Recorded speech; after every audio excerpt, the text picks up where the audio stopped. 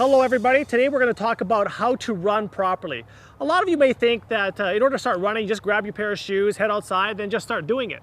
Now running is a great exercise for burning calories, getting yourself cardiovascularly fit and getting that fat off your body. But there's a cost to it. The impact of running can cause a lot of damage and injury to your body.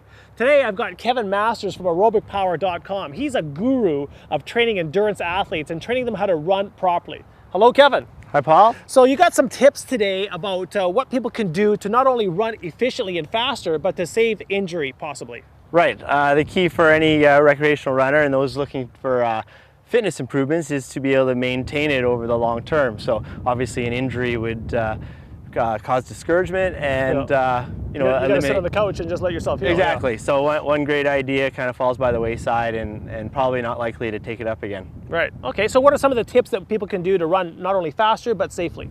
Okay. Well, don't like to emphasize too much on the faster part. I think consistency in training leads to that. But in terms of injury prevention and enjoyment, a couple main points would be body position, turnover, and basically where that foot lands relative to the body. And all three are related in that doing one well often leads to success in completing the other points well. So body position, what am I looking for my body position? Well, typically someone maybe in need of a little bit of run technique, well, you'll see them tend to break at the waist. Okay, so sitting sort of a back squatter like position. And you don't want to do that. You don't want to do that. So you want to think of coming forward from the ankles. Okay. So if you just fall onto my hands. So just fall forward? Just fall forward.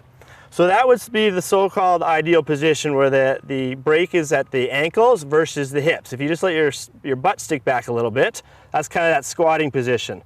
All right, so there's a lot of problems with that in terms of even just performance is you're closing that hip down more, it's going to affect your ability to have a good stride length or a good follow through. Oh, okay. All right, so lean forward a little bit, don't stick your butt back. Lean forward. Another point with leaning forward is think of your body as your gas pedal. So as if you want to run faster, you just lean forward more. You want to go slow, you just be a little bit more upright. Okay, cool. What's number two? Number two is getting down below your waist. We want to think about turnover and where the foot lands relative to the body. There's basically you can think of landing out in front as a big giant brake. So you don't want to be like doing a big leaping stride like that. Exactly. You get that foot out in front of your center of gravity, you're essentially putting on a brake every time you take a step forward, and you're going to be spending more time on the ground. More time on the ground starts to decrease that fine property we have in our muscles, the elasticity, which will provide some free energy, so to speak. If we don't eliminate that or use that up by spending too much time on the ground, we have that elasticity that actually propels us forward without us actually having to put more work into it. Okay, great. So no breaking the body by taking big steps. No breaking the body. Okay, great. The third one is just the turnover with that. To go faster or move quickly, you need to create force. So to create force, you need to make contact with the ground. So we look at 180 to 190 steps per minute. So that's how fast you want to step every minute? Correct. When matching the optimal body position with turnover, they actually came up with about 180 steps that you need to use to keep replacing your footstep in order to maintain the correct body position. Oh, okay. And that was done by one of the creators, or the creator of the pose method, which is one of the more popular teaching methodologies of run technique. Okay, so faster steps, not big looping steps. Right. Okay, so maybe you can show us. Sure. Well, what I'll do is I'll just sort of take you through a very simple drill. I sort of use the term, I guess, heel kick. Okay. With that, and I think by focusing on heel kick and your turnover, those two things brought together within your runs during the week is a great way to start to instill that skill or that pattern, that correct pattern for your running. Okay, show us that.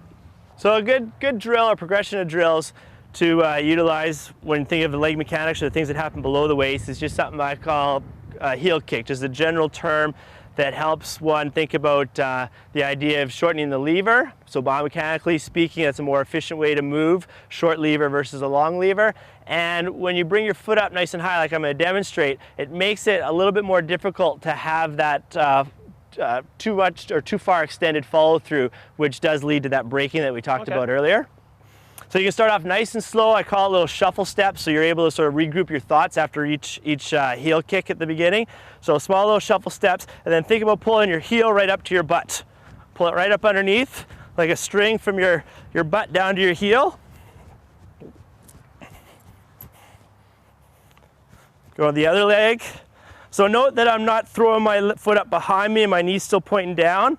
I'm pulling my foot up right underneath. Right underneath the butt. The knee comes forward because it gets just displaced by it. I don't need to think about driving my knee up. So in terms of utilization of muscles or not using, being efficient, we're trying to do as little work as we can and get the most out of it. Makes sense, huh? Less work, but you go faster and safer. That would be the idea. Great, okay, fantastic. So there you have it. There are some tips to help you run not only more efficiently, but safely. Just remember, leaning forward a little bit, don't stick your butt back. Try to replace that foot more often. We're saying about 180 steps for every minute.